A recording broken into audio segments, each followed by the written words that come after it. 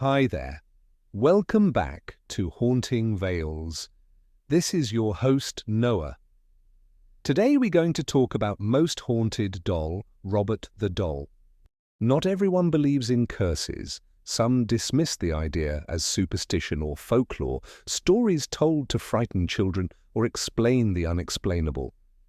But what if I told you that a simple doll, dressed in a sailor suit and made over a century ago, has haunted families, cursed visitors, and terrified an entire town? This isn't just a story, it's real. It's a tale woven from history, fear, and countless unexplained events. This is the legend of Robert the Doll, a toy possessed by something far darker than mere wood and paint. Are you ready to hear the chilling truth behind Robert? Stay with me and beware. The doll is watching. Robert the Doll's story begins in Key West, Florida, a quaint island town with a history as colorful and mysterious as the doll itself. At the dawn of the 20th century, this tropical town was a hub for sailors, artists, and travelers from across the world. Amidst this melting pot of cultures and stories, Robert Eugene Otto was born into a prominent family. His father was a wealthy German immigrant and an artist, and his mother was a well-known local philanthropist. Young Robert was a peculiar child, gifted but reserved, with an imagination that set him apart from others his age. In 1904, Robert Eugene Otto received a gift that would change his, and many others', lives forever. It was a handcrafted doll made by a German doll maker named Robert Busch, who was known for his exquisite and lifelike dolls. This doll was unlike any other.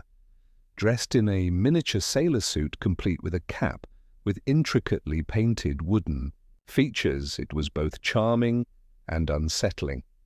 The doll's face was frozen in a gentle smile, but there was something eerily lifelike about its glassy eyes, as if it were watching, waiting. According to the Otto family and those who knew them, Robert the Doll was far more than a mere toy. Robert Eugene treated him as a constant companion, giving him the name Robert, and often talking to him as if he were alive. He would dress the doll, include him in family activities, and even blamed the doll when things went wrong. This unusual relationship didn't raise eyebrows at first. Children have imaginary friends after all. But soon, strange and terrifying events began to unfold. Neighbors reported seeing the doll move from room to room when no one was watching. The once quiet Otto household echoed with laughter and whispers that did not belong to any child. There were strange noises in the night, footsteps pacing the halls, and objects mysteriously falling or shifting from their places. Many who entered the house spoke of a palpable feeling of unease, as if unseen eyes were constantly upon them. The doll's sailor suit, originally pristine, began to show signs of wear and strange stains that no amount of cleaning could remove. There was an odd smell, a faint odor resembling sea salt mixed with something darker, something that smelled of old wood, decay, and a hint of something that resembled bone dust. This scent would become one of the most enduring parts of Robert's haunting presence. Family servants whispered tales among themselves, claiming Robert was more than a toy. Some believed the doll was a vessel for a spirit, perhaps a curse, placed upon the Otto family. Others thought it was the product of dark magic, or a manifestation of young Robert's own troubled mind. Regardless, the eerie reputation of Robert, the doll grew with each passing year. Visitors who dared to mock or disrespect the doll often found themselves plagued by sudden misfortune. Injuries, illnesses, or inexplicable accidents seemed to follow those who laughed at Robert or treated him with anything less than reverence. Some reported hearing Robert's laughter shift from playful to sinister, echoing through empty hallways. Late at night, others woke to find the doll's position changed, no matter how carefully it had been placed. Robert Eugene Otto himself grew into a reclusive man, known for his dark and sometimes disturbing paintings that seemed to reflect the shadows haunting his life. Some speculate that his emotional state, coupled with possible dabbling in occult practices, infused the doll with a malevolent spirit or bound a restless entity to it.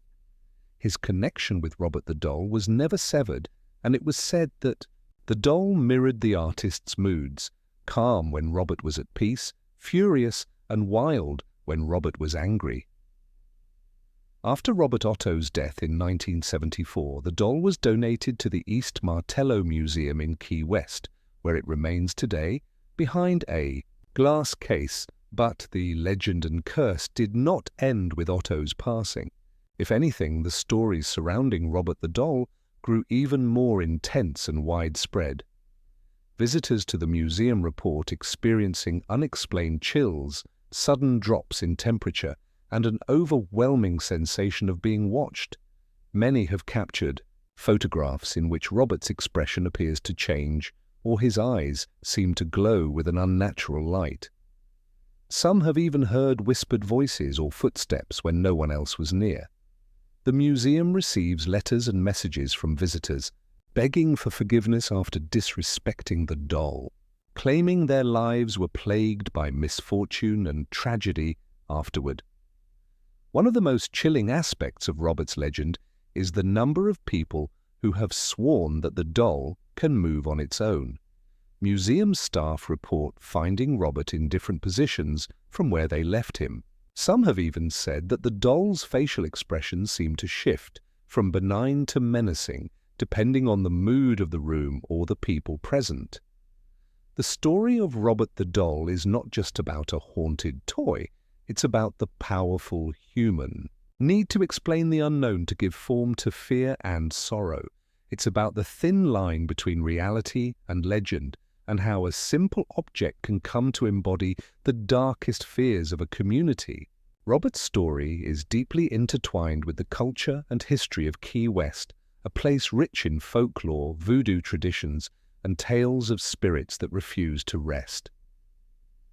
Some believe that Robert's sailor suit, stained and smelling faintly of the sea and something more sinister, is tied to ritualistic magic meant to trap or bind spirits.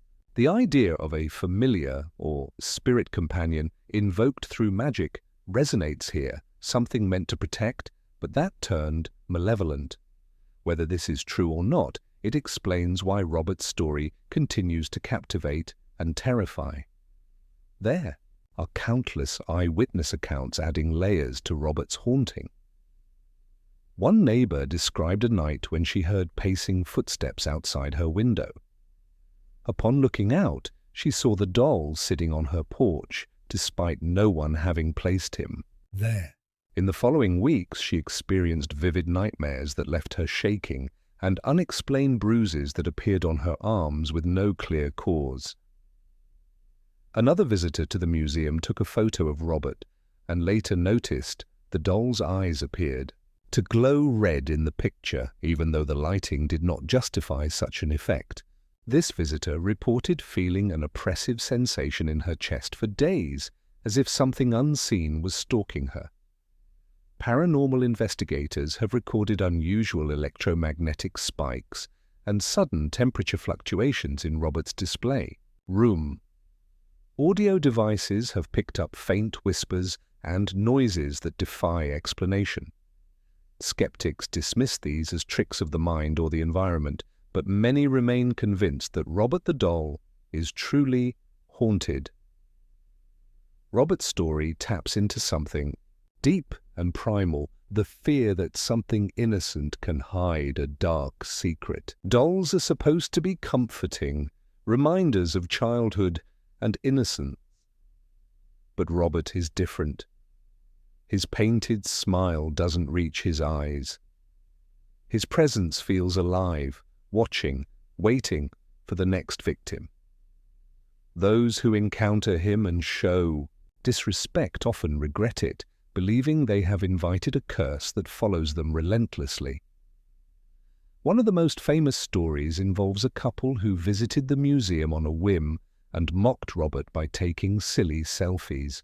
After leaving, their lives spiraled into a series of misfortunes, car troubles, job losses, and serious illnesses. Desperate, they wrote to the museum pleading for Robert's forgiveness, and soon after, their luck began to turn. These stories of curses and blessings only add to Robert's enigmatic legend.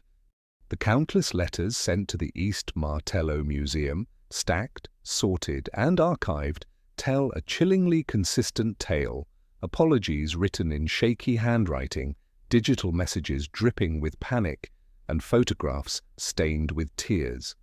These aren't letters of fandom or curiosity. They are confessions, desperate, pleading words from people who once mocked Robert the Doll and now feel hunted by his unseen wrath. Some letters come from across the world, proof that Robert's reach is not confined to the warm, salt-soaked air of Key West.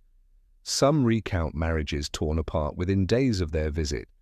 Others speak of recurring nightmares where Robert's eyes gleam in the dark, always at the edge of the dream, waiting. Some claim to have heard footsteps in their homes, even though they live alone. A woman from Toronto wrote that every electronic device in her house failed the day after her visit. Phones, tablets, televisions. All screens showed static, then the faint outline of a doll's silhouette, frozen in a sailor suit, just for a moment. Long enough to convince her it wasn't her imagination. It isn't just museum visitors. Staff at the East Martello Museum report their own brushes with the inexplicable. Some refuse to enter Robert's room alone, citing nausea, dizziness, or sudden temperature drops. One long-time employee, who eventually quit, claimed that Robert whispered to her. Not every night. Just some nights when the museum had emptied out and the lights were dimming. The whispers were never clear, she said, but they always made her feel like she had done something wrong, like she was being watched by something older than the doll itself. Something using Robert as a mask. Then there are the photographs. Cameras often malfunction in Robert's presence. Blurry frames, overexposed film, or mysterious dark shapes appearing in corners where there was nothing. One man, a professional photographer, visited the museum with top-tier gear. Every image came back corrupted, but one photo taken when he wasn't looking directly through the lens showed Robert's head slightly tilted, a position none of the staff had placed him in. In the background, reflected in a glass pane, stood a faint outline of a child in an identical sailor suit, his face stretched in what could only be described as a silent scream. Historians and skeptics have tried to explain the legend away. They argue that the stories are coincidences, mass hysteria, or the psychological effects of suggestion. But even they struggle with the volume and consistency of reports. It's not one story, it's hundreds, thousands, spanning decades, and all revolving around one inanimate object that never blinks, never moves, unless you believe it does. The museum has even installed a camera inside Robert's case. It records in silence, 24/7. Visitors sometimes stare into the live feed for hours, hoping to catch a flicker of movement, a change in expression. Some claim they've seen it, a twitch, a smirk, a slight turning of the head. But the footage is always inconclusive, like Robert is playing with them, giving just enough to feed the legend, never enough to prove it.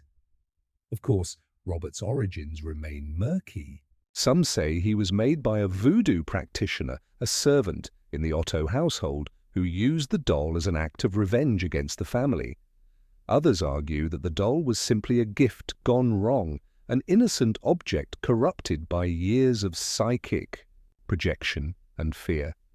But one thing is clear, Robert is not just a story, he is a presence. Something that leaves a mark. Tourists have come to Key West specifically to see him. Some bow before his case, others whisper apologies before taking a photo. And there are those who stand defiant, mock him, call him a fraud. They're usually the ones who send letters weeks later asking for help. A letter from 2009 reads, "Dear Robert, I didn't believe. I laughed. I took a picture without asking. Since then, my dog died, my girlfriend left me, and I've been in 2 car accidents. Please, I'm sorry. Please, stop." Another from a teenager in Germany says, "I feel like you're in my room at night. I keep waking up at 3:33 a.m. The shadows move differently. I see your face in the wood grain of my closet. I asked you for a sign, and the next day, my phone screen cracked on its own. I won't doubt again."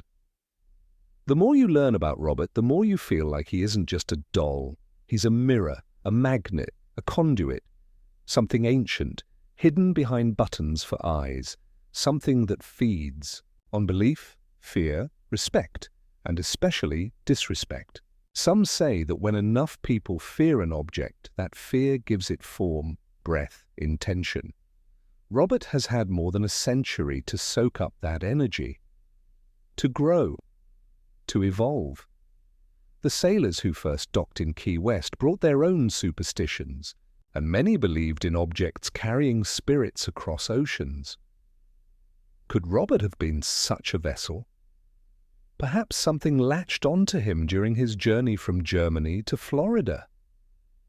Or maybe it was something in the Otto house itself. Something that found a willing partner in the boy who named the doll after himself. What is clear is that Robert has changed over the years.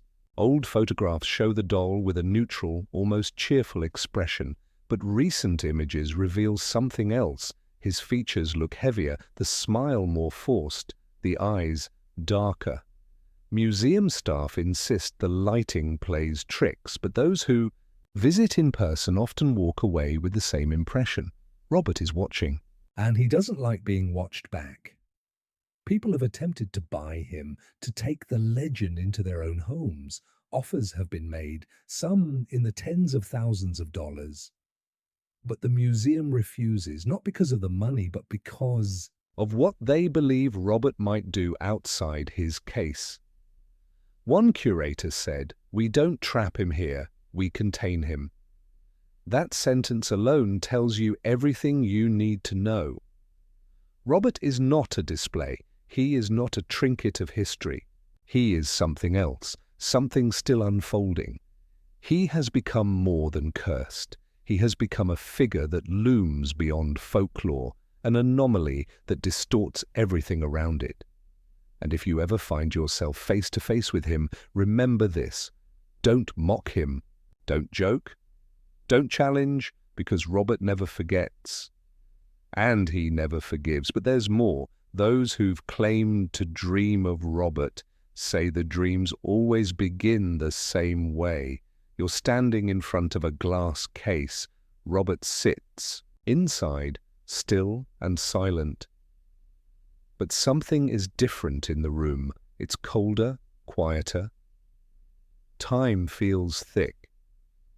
You blink, and Robert's head is turned just slightly toward you. Not enough to confirm, but enough to doubt your own memory. In the dream, people say, Robert's eyes don't stay still. They scan, they judge, and just before you wake, his hand is always slightly raised. When you open your eyes, everything in your room feels a beat off. Like a second has been lost, like something is still watching. Visitors say this happens the night after they see Robert in person, a sleepless night, and for some, the dreams don't stop. One woman claimed her husband started speaking in his sleep after visiting the doll. He repeated the same phrase for 3 nights straight. He's coming. And on the 4th night, she found all the clocks in their house stopped at 3:33 a.m., a time that, curiously, is mentioned in many of the letters the museum receives. The exact moment the doll allegedly makes his presence known. Some visitors return to the museum just to apologize in person. A man from California made a cross-country trip a year after mocking Robert. He claimed he lost everything: his job, his home, even his sense of reality. He said he began seeing small handprints on his windows from the inside, handprints too small to belong to any adult. And yet they were there, always smeared like something had been trying to get his attention or to get out. These are the stories that build the foundation of Robert's myth. And while some dismiss them as hysteria, mass suggestion, or even viral marketing, the sheer number and emotional intensity of the reports beg a deeper question. What if they're all telling the truth?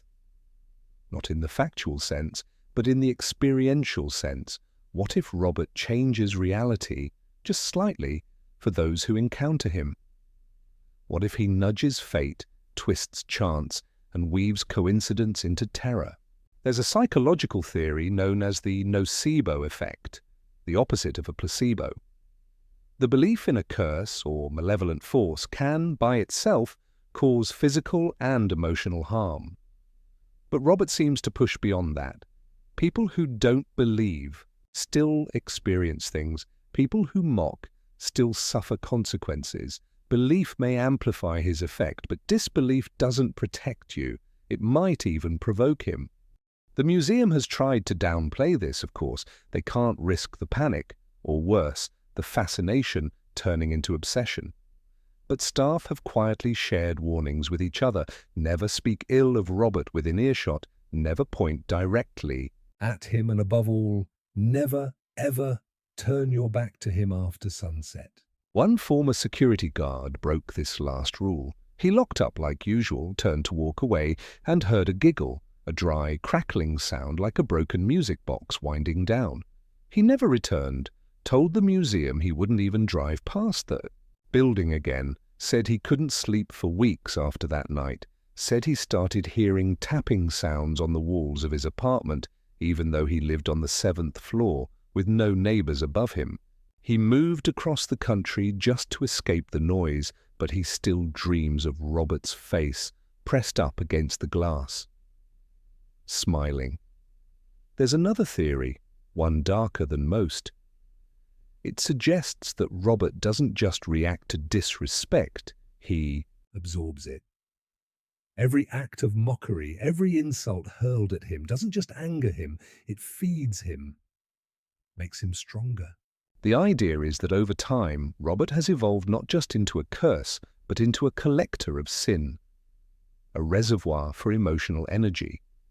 Fear, guilt, shame, they all sink into his stuffing like water, into dry earth. And once something is absorbed, it never leaves. Some researchers claim that the temperature inside his case is consistently lower than the rest of the museum, even when no air conditioning is running. Others say his sailor suit never collects dust, as if something unseen is constantly brushing it away. A paranormal investigator once left a blacklight on Robert for 10 minutes, hoping to expose hidden residues or fingerprints. When he reviewed the footage later, he saw dozens of tiny handprints appear across the glass, only to vanish seconds later, like breath on a mirror. One psychic who visited the museum described Robert as a node, not haunted, not cursed, but a nexus point for something far older and larger than himself. She claimed there were voices inside the glass case, whispering, not in English, not even in any known human language, but in a cold, wet sound that made her ears bleed. She collapsed right there in the museum. When she came to, she begged them to destroy the doll. They didn't. They couldn't. The curator on duty said, "We tried once, years ago." The lights exploded.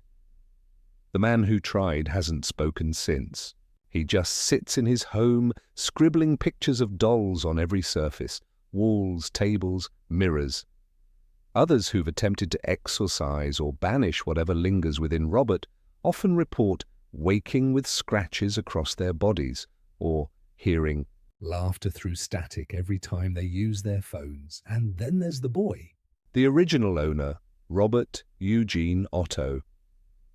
So much has been written about him, his talent, his temper, his strange relationship with the doll. But the deeper you dig, the stranger the connections become. He didn't just talk to Robert, he blamed him for everything. Broken vases, locked doors, the screams at night that woke the neighbors. Jean always said the same thing. Robert did it. At first, the family thought it was just a phase. But Jean grew up, and Robert stayed. He kept the doll into adulthood, even gave him his own room in the house. The neighbors swore they saw lights flicker in that room when no one was home. Some claimed they saw the doll move from window to window, as if watching the street, waiting. Jean's wife, Anne, reportedly begged him to get rid of the doll multiple times. She said she felt like she was being watched, even when she was alone. That she heard the sound of footsteps pacing at night from Robert's room, even when the door was locked. When Jean died, the house passed to new owners. They didn't know about Robert, at least not at first. They found him in the attic, sitting in a rocking chair surrounded by dust and forgotten furniture. At first, they thought it was a relic, a toy, until their daughter started talking to it. She was 4. Too young to understand the stories. But she told her parents that the doll didn't like being alone, that he told her things, that he wanted to come downstairs. Then she started screaming at night, said Robert was angry, that he didn't like being locked up. The family moved out within months. They left most of their belongings behind. When asked why, the father simply said, "We weren't the only ones living in that house." And yet, no matter how many times he's moved, Robert always finds a way to make his presence known. He doesn't need your belief. He doesn't need your permission. He only needs your attention. And once he has it, something changes. Small at first. A dropped glass, a lost object, a strange dream. Then the sense of being watched. The electricity flickering. The feeling that something is walking just behind you, barefoot, on cold tile floors. You tell yourself it's in your head, but your pets act strange. Your devices glitch. You catch yourself glancing at shadows longer than you should. And every so often, in the hum of silence between thoughts, you swear you hear breathing. Slow, shallow, patient. A breath that doesn't belong to you. A rhythm you didn't notice before, but now can't ignore. In the museum, Robert never blinks, but some say if you stare long enough, you'll feel your heart rate slow to match his rhythm, like he's syncing with you, aligning, preparing, and when you look away, the room feels just a little darker, just a little colder, like he's taken something from you or left something behind. One visitor said after he stared at Robert for too long, he found himself unable to speak for an hour. Another claimed that her voice changed slightly for days, deepened, as if something else was speaking through her. She said her dreams became visions, blurry and wet, always with whispers she couldn't understand, always with a doll in the corner, never moving, never blinking, but always closer when she looked again. It always started small. A whisper at the edge of hearing, a shadow that flickered just beyond vision, never fully seen but deeply felt. For some visitors, the feeling was almost magnetic, pulling them in closer to Robert's glass case, as if the doll itself was inviting them to lean in, to get closer, to understand something that was just out of reach. But with that closeness came an undeniable chill, a sudden weight pressing on the chest, a silence so heavy it deafened. People who lingered too long reported headaches, nausea, even a sudden, overwhelming sadness that seemed to seep into their bones. One woman, a seasoned paranormal researcher, described her experience as a slow unraveling. At first, she was fascinated. meticulously documenting Robert's every detail, photographing the tiny stitches, the faded fabric, the haunting glass eyes. But by the second hour, she felt the temperature drop drastically, her breath turning to mist in the air. She heard faint, almost inaudible giggles, childlike but twisted, circling her head like dark feathers. Her pen slipped from her hand repeatedly, and her vision blurred as if the edges of reality were bending. When she finally looked away, she realized she had been staring into Robert's eyes for far too long, eyes that seemed to stare back with a knowledge far beyond any doll. This knowledge isn't just superstition. Over decades, the stories have piled up, each adding layers to Robert's mysterious legacy. Visitors who disrespect him report sudden injuries, cuts, bruises, unexplained burns. One man claimed his car wouldn't start after mocking the doll on social media, only resuming normal function after he apologized aloud in front of the museum. Another woman said her young son began sleepwalking, whispering to Robert's image on his bedroom wall, pleading with it to go away. The boundaries between the doll's world and ours feel disturbingly thin. Scientists and skeptics argue that all this is coincidence, that Robert is simply a creepy antique with an overactive reputation. Yet even they must admit the anomalies are hard to explain. The doll's sailor suit sometimes appears spotless, even though it's been decades since it was last cleaned.